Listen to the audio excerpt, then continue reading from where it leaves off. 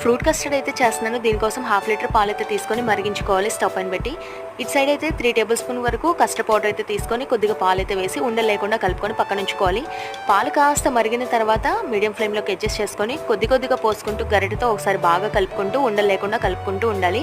ఇది కాస్త బాగా కలిసిపోయిన తర్వాత దీంట్లో మీ స్వీట్నెస్కి సరిపడా చక్కెరని అయితే వేసుకొని చక్కెర బాగా కలిసేలాగా కలుపుకోవాలి.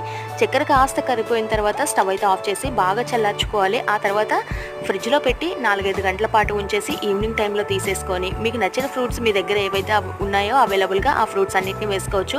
ఇక్కడ నేనైతే దానిమ్మ గింజల్ని, యాపిల్ ముక్కల్ని, 2 అరటిపండుని ఇలా కట్ చేసి అయితే వేసుకుంటున్నాను.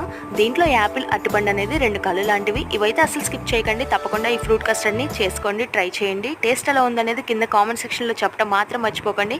ఇక ఎండాకాలంలో చేసుకుని తింటే మాత్రం కడుపుకు హాయిగా చల్లగా చాలా టేస్టీగా ఉంటుంది. మధ్యాహ్నం టైంలో తప్పకుండా ట్రై చేయండి. ఎలా వచ్చిందో కామెంట్ చేయండి. Bye bye.